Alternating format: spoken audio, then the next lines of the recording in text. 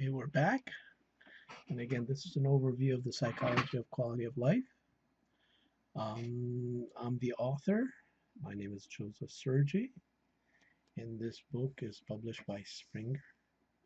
And the book is sort of divided in terms of these sections: the philosophical foundations, definitions, and measures, consequences of happiness, objective reality and its effects on happiness, subjective reality, and life domains. So we are in the first, in the one, two, three, four, the fifth part of the book, dealing with life domains and their effects on happiness. And in that context, um, the last chapter that we discussed was about domain dynamics. It gave the reader an understanding of the psychological dynamics associated with life domains and domain satisfaction. And now what we're going to do is we're going to concentrate on the first module of this part of the book, which deals with work well-being. Okay, so let's start. So what we're going to be talking about is review much of the literature on work well-being. And in doing so, well, we're going to come up with definitions of what work well-being is. Um, and we're going to answer the questions. Does work well-being contribute significantly to happiness? And if so, how? And then we'll answer the following question, which is what are the consequences of work well-being? And then we will look at the predictors of work well-being, i.e. the antecedents dealing with that. Okay, let's start out with the definitions. And as you can see, there are plenty of definitions of work well-being. By the way, I need to kind of retract a little bit and say something about the in the quality of life literature, as well as in IO psychology and in organizational behavior. The, the the term work well-being is synonymous and used interchangeably with other terms like employee well-being, quality of work life, quality of working life, work quality of life, um, work well-being. Again, these are in essence interchangeable terms. Okay, so again, going back to the definitions of what work well-being is, one one set of studies have used the notion that work well-being is all about meaningful work. So if the employee is is in a job, is in an organization that and is doing something very meaningful to himself and to society, then that kind of meaningful work is very much related to the kind of satisfaction that one would extract from doing meaningful work and ultimately would spill over to personal happiness or life satisfaction.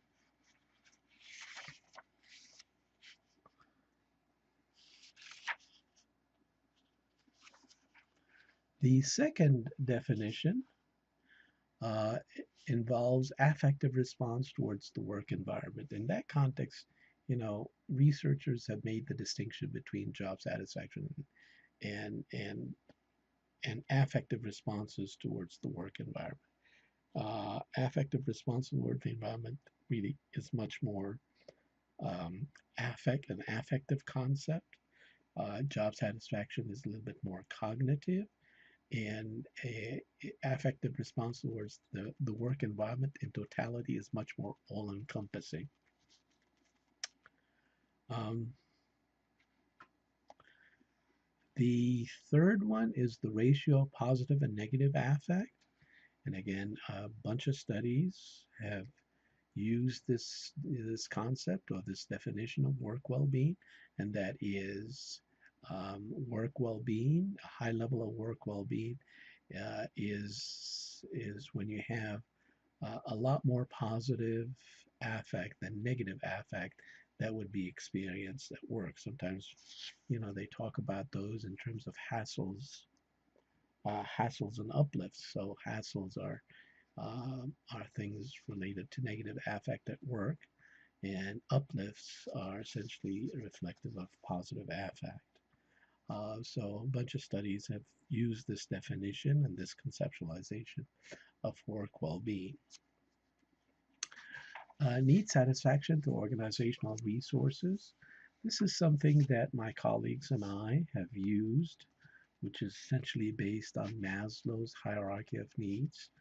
And it focuses on when we develop measures capturing work well-being from that perspective, and that is if an organization provides resources that would satisfy the full gamut of employees, then of course that would contribute to work well-being, and in that sense, it would contribute to um, personal happiness.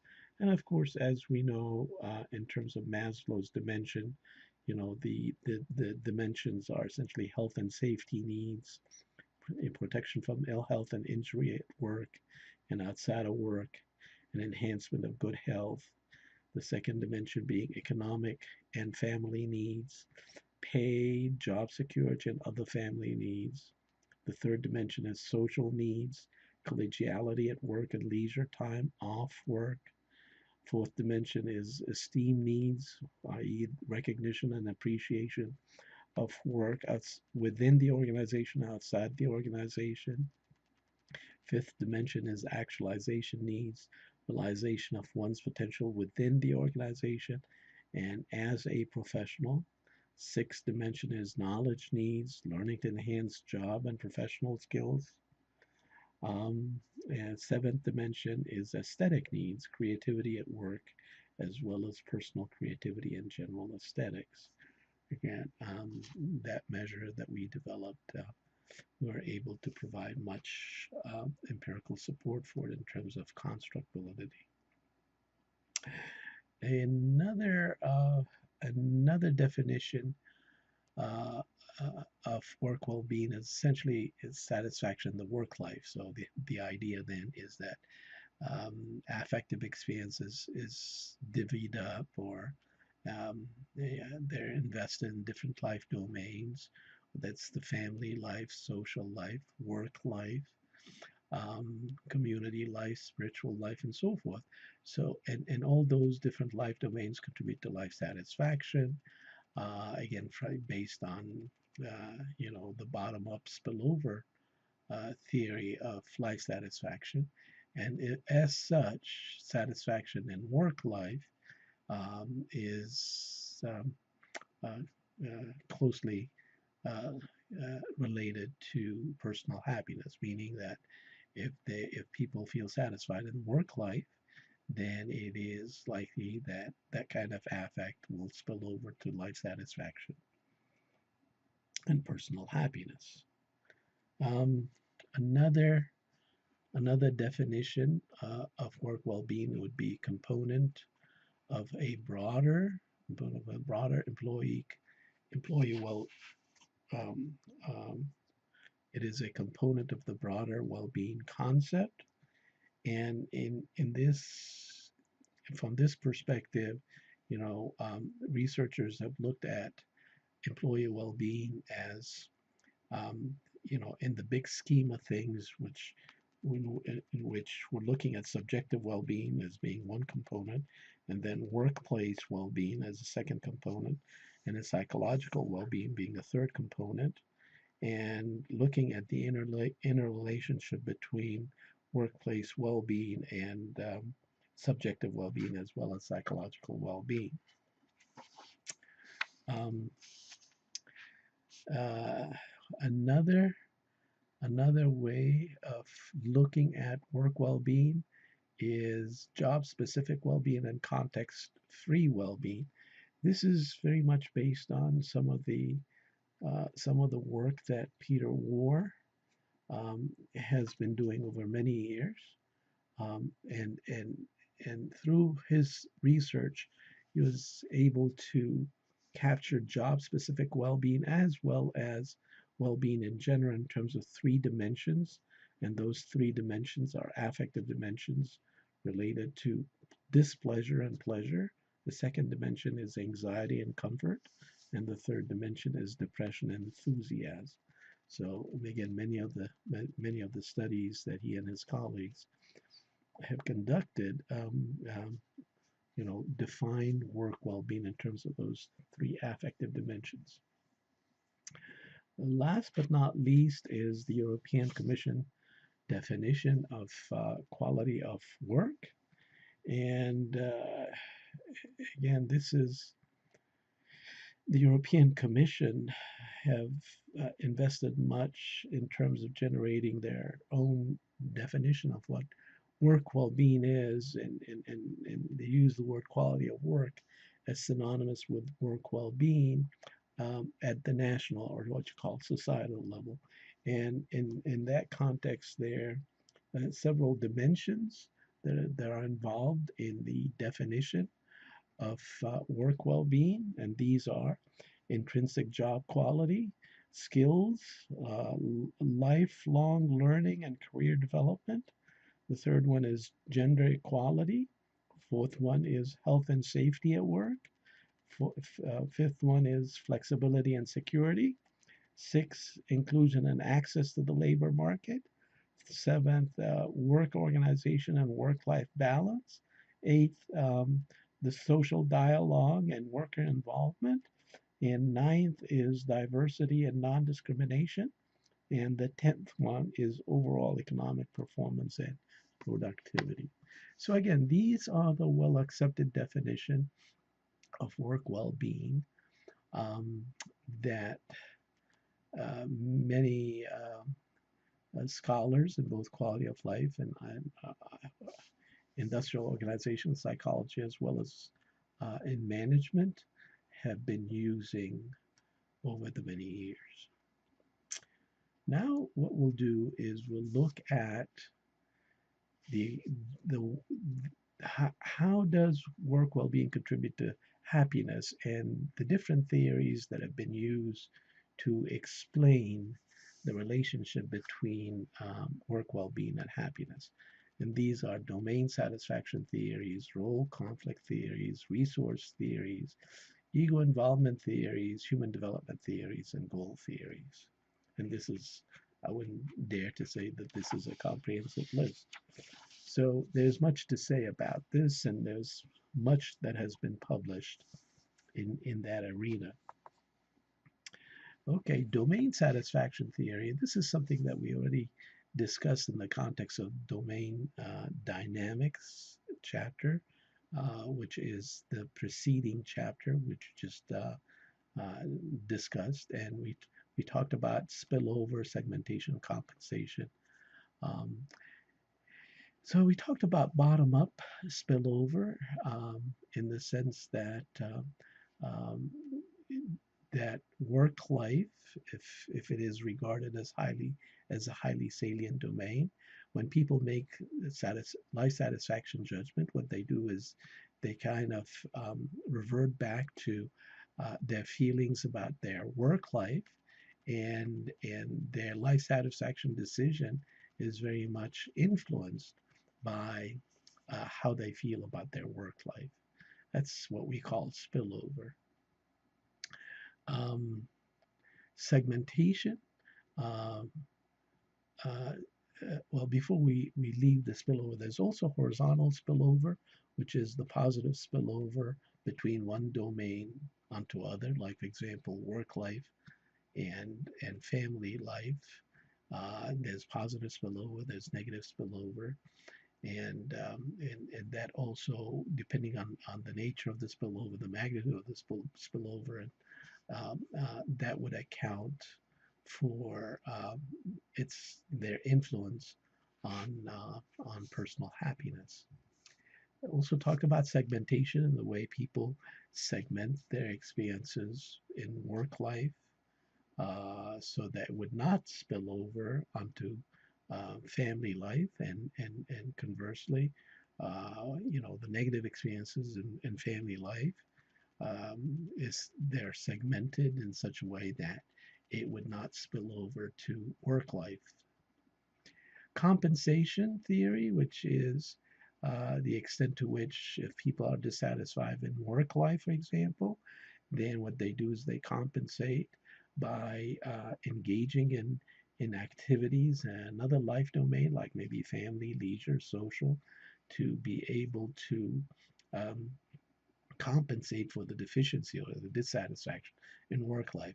And the same thing can be said um, uh, in terms of the opposite. The opposite being if a person is not satisfied, for example, with family life or social life, maybe that person will be compensated by investing so much time and energy in work life and be able to get a lot more satisfaction from that domain, i.e., work life, in order to compensate for the dissatisfaction maybe in family life. Border theory, um, border theory again is it focuses it on work family balance, and that is in the sense that work family balance is achieved through different means as a function of the similarity of work and family domains and the strength of the boundaries between these domains. And that, in that context, we talk about the permeability of the wall that separates, excuse me, that separates family and work lives. So in that sense, it has a great deal of affinity to segmentation theory. Role theories. Um, I'm sorry, this is role theories rather than role conflict theories. Um, Role theories, here we have role conflict, role boundary, role identity.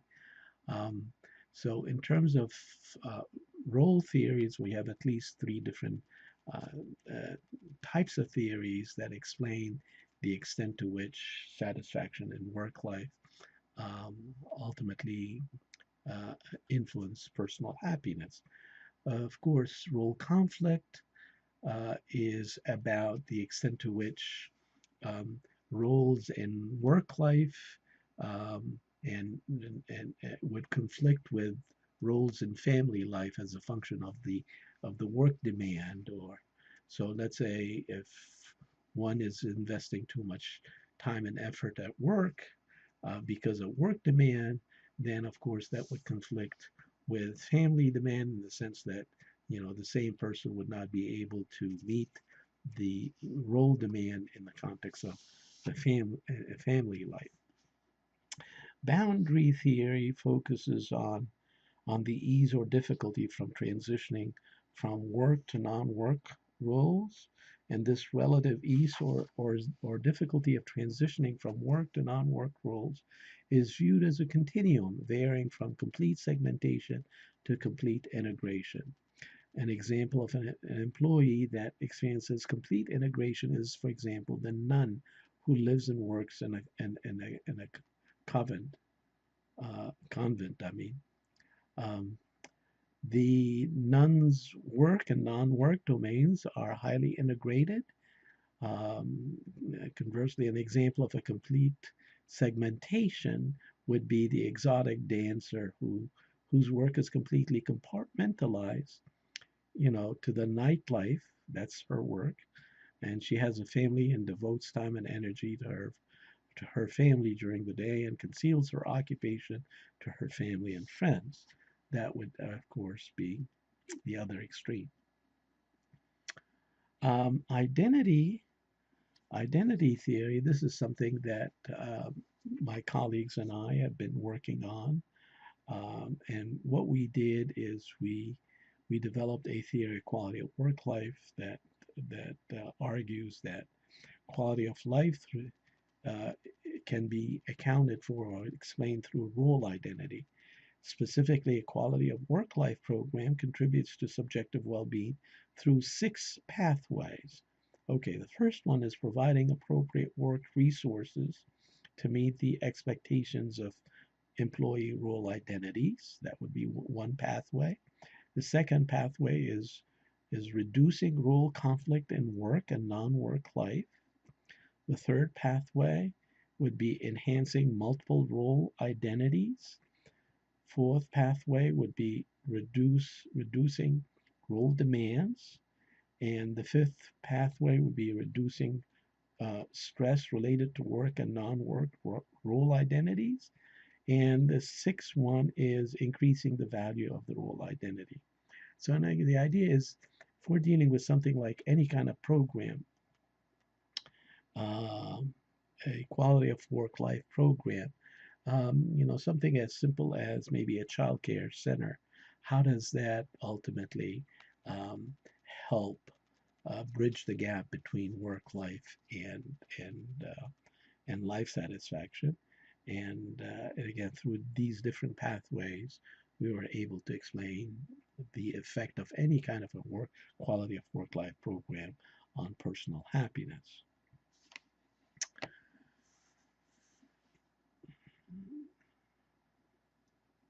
Resource theories, resource theories like scarcity, facilitation, and vitamins. Okay. There are a number of other theories of work and personal happiness that are grounded in the notion of resources and how resources, like resources provided in the workplace or resources that emanate from a person's background, can enhance employee well-being and happiness. Again, these theories include scarcity, facilitation, and the vitamin analogy. Okay, let's focus on scarcity theory. Scarcity theory posits that people have finite resources of time and energy to devote to multiple life domains. Therefore, they allocate scarce resources to meet the various demands of their various roles in multiple domains, work and family life. Resources are allocated as a direct function of the commitment of the employee to multiple roles. If employees are committed to their occupational role, they're likely to allocate much time and energy to that role. However, commitment to roles, family and work roles, tend to vary, with some employees overcommit to their work roles and undercommit to their family roles. And in this situation, employees experience role strain, and in the role that they undercommit, manifested in allocating less time and energy to that role. Decisions that lead to the efficient use of personal resources that can meet demand of one's various roles in multiple life domains lead to greater well-being only by reducing role strain.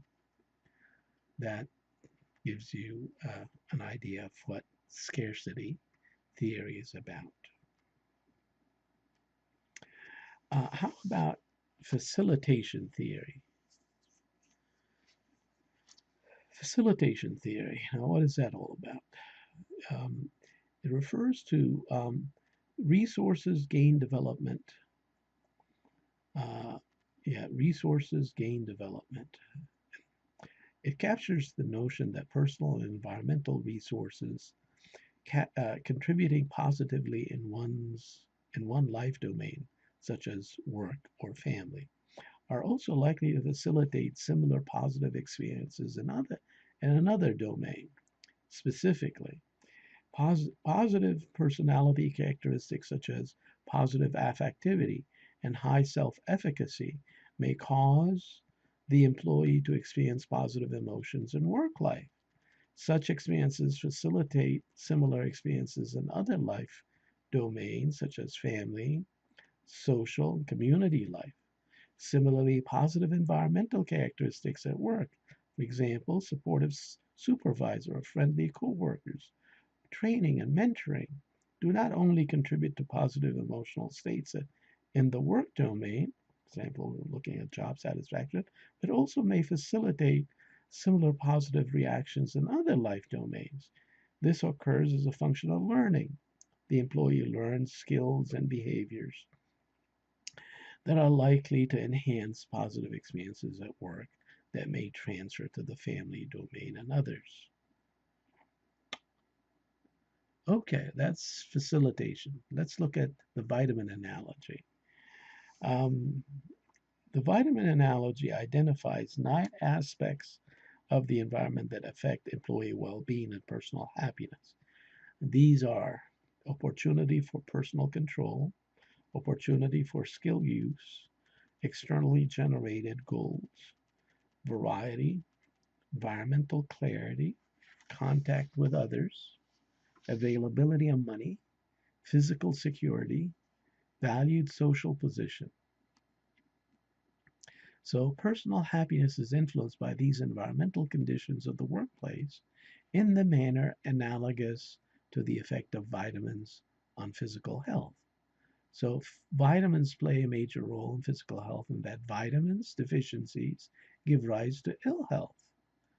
By the same token, too much vitamin may not be a good thing.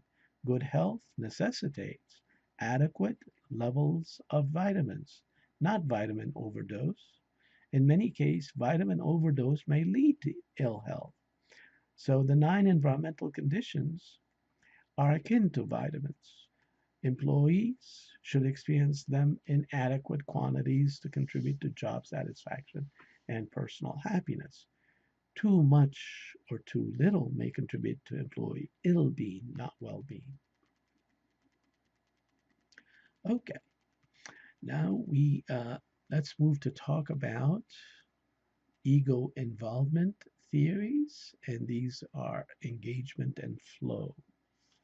So there seems to be research on the concept of employee engagement and flow.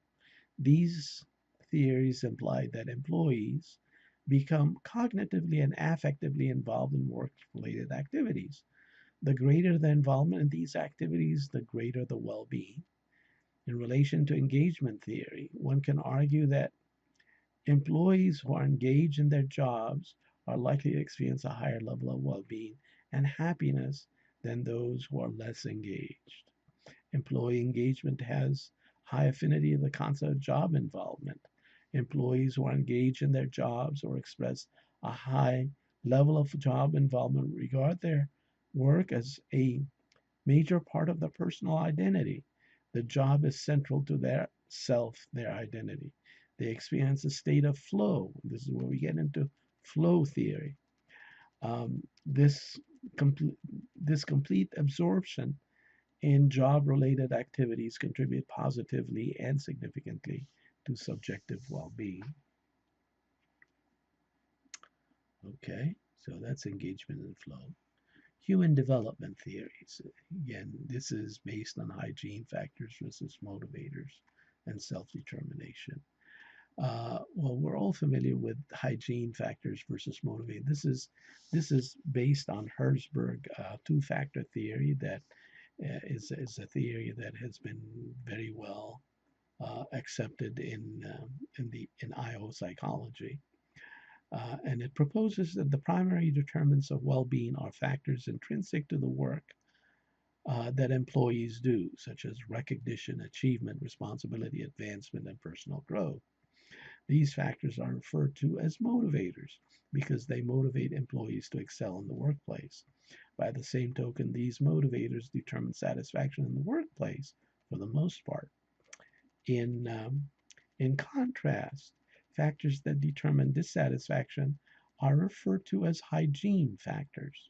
These are extrinsic to the work itself and include company policies, supervisory practices, working conditions, salaries and wages, and interaction with workers, co-workers. Herzberg theory essentially suggests that personal happiness can be achieved when the workplace provides opportunities for personal growth, motivators. Similarly, the workplace can undermine personal happiness through conditions and aspects that lead to dissatisfaction and negative feelings at work. Okay, self-determination. I think we already talked about self-determination theory in a number of other contexts, but you know the basic theme there here is that that self-determination theory posits that subjective well-being can be enhanced by satisfying three major needs.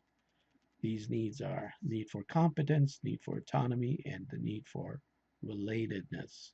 These three needs are essential to the social development and personal well-being. Of course, these three needs are likely to be met in the workplace, thus explaining how the workplace contributes to happiness.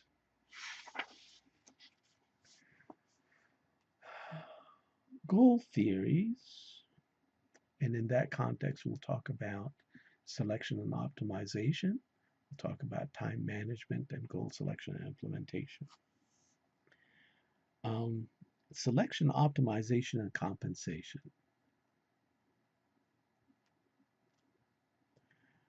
Um, that is a model that posits that success, that is used in gerontology, and it focuses on successful aging, um, but is used across all lifespan stages of development.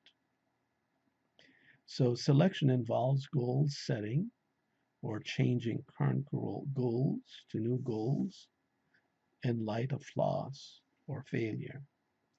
Optimization refers to changes in allocation of resources to achieve the set goals. This may include investment of time and energy to acquire new skills that are instrumental in the attainment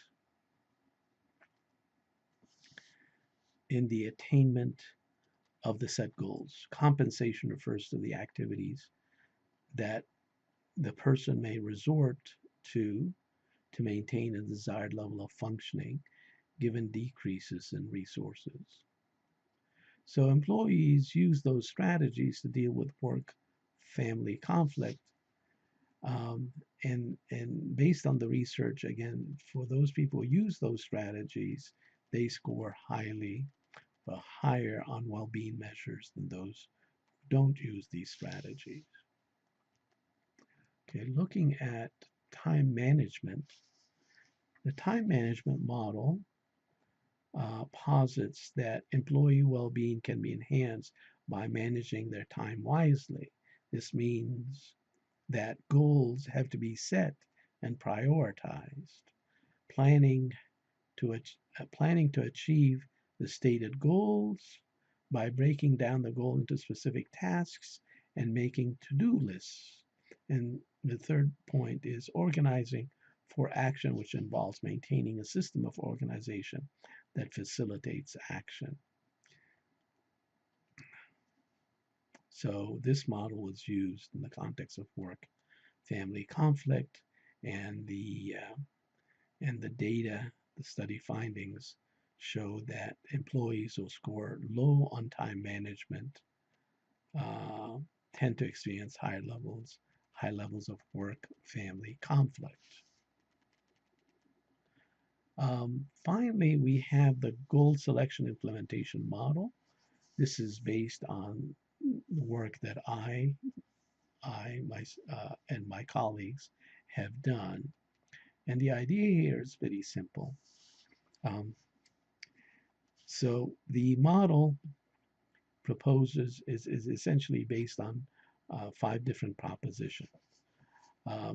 Work-life satisfaction is enhanced by selecting to pursue the kind of work goals in which goal attainment is likely to induce positive affect. For example, work satisfaction, feelings of pride, sense of accomplishment, and social recognition in the work-life domain. The second proposition is that work-life satisfaction is enhanced by selecting to pursue the kind of goals that are likely to be attained. Thus, goal attainment ensures the experience of positive affect. For example, work satisfaction, feelings and pride sense of accomplishment, and social recognition in the work-life domain. Third, work-life satisfaction is enhanced by engaging in a process of goal selection likely to lead to goal attainment, thus ensuring the experience of positive affect, work satisfaction, feelings of pride, sense of accomplishment, blah, blah, in the work-life domain. Fourth, work-life satisfaction is enhanced by taking action to implement important work goals. Goal implementation increases the likelihood of goal attainment and the experience of positive affect. Again, the same kind of thing: work satisfaction, feelings of pride, sense of accomplishment, social recognition, the work life domain. And finally, work life satisfaction is enhanced through the attainment of important work goals. The focus is on the attainment, thus ensuring the experience of positive affect, again, in the work life. And you already talked about goal theory in the broader sense earlier on. So this is a special case in which goal theory is applied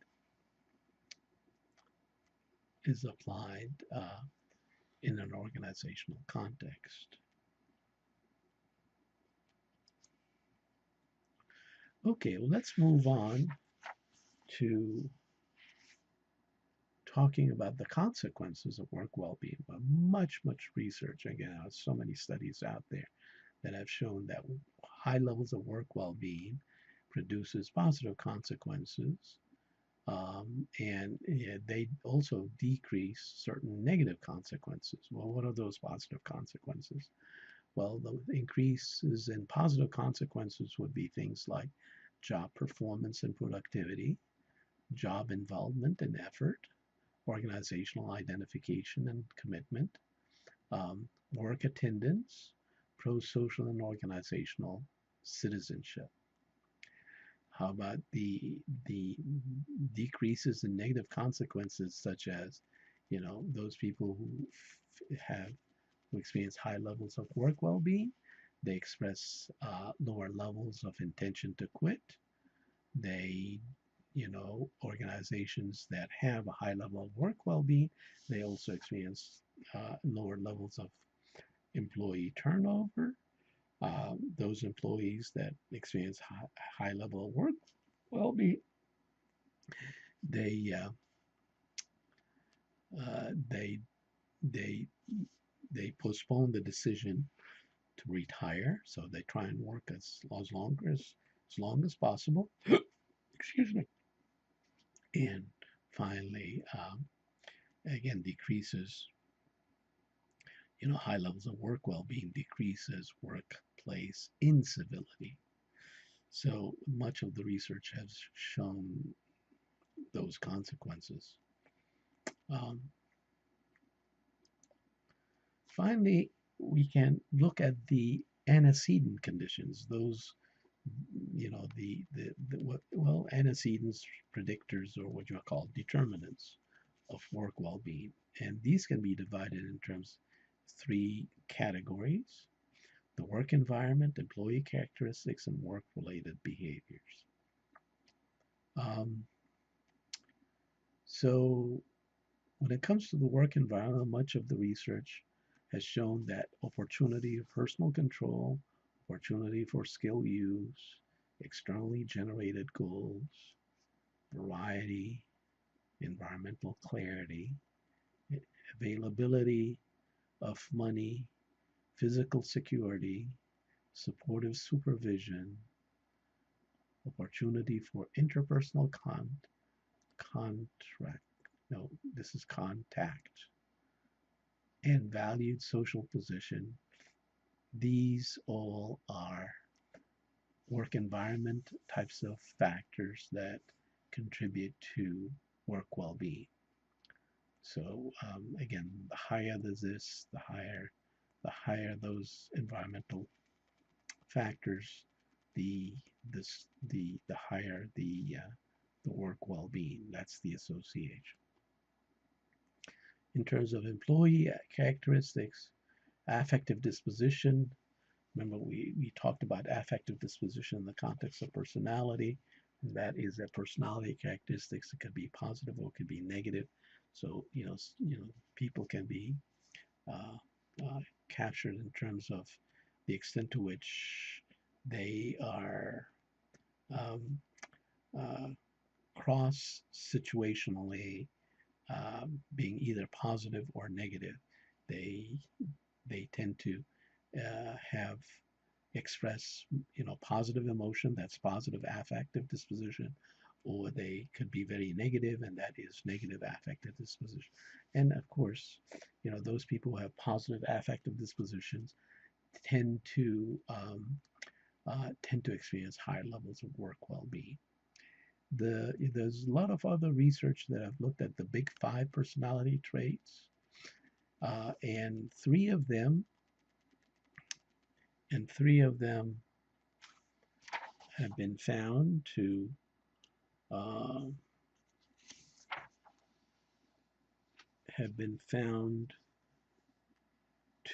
uh, relate to work well-being.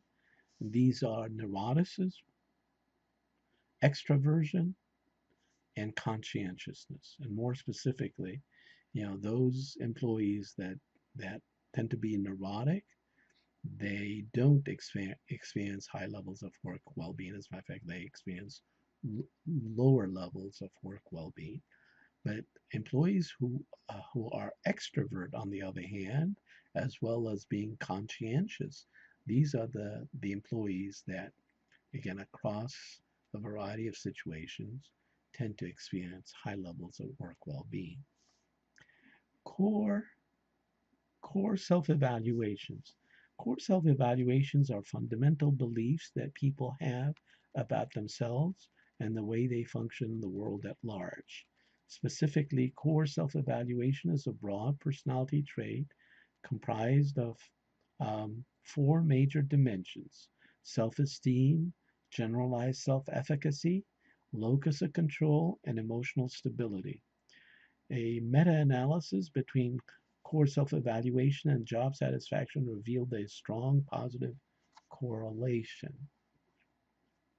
There's also some evidence to suggest that older employees tend to experience higher levels of work well-being, and the explanation is that um, their expectations um, become a little bit more moderate and more adapted to the reality of the situation. And therefore, because their expectations tend to be lower, then they're satisfied or much more satisfied if their expectations are met. Younger employees tend to have their their work-related expectations somewhat inflated. And the same thing, seems to be also related to gender. Women tend to be a little bit more satisfied than men, and the explanation is that women's expectations tend to be lower than men's expectations at work, so they're more easily satisfied than men. Work-related behaviors, again, the research suggests that those employees that do well in terms of their job performance, that job performance, of course, produce those positive consequences in the sense that they get higher pay, they get more rewarded in so many different ways, and ultimately, you know, these rewards lead to or contribute to work well-being. And and job performance, of course, those that score highly on job performance measures, they are likely to be less absent, and they would engage in certain discretionary activities um, that uh, would kind of decrease the likelihood that they're likely to quit. So they become more committed to the organization, and in turn, um, their commitment is rewarded by the organization, uh, which ultimately translates into higher levels of work well-being.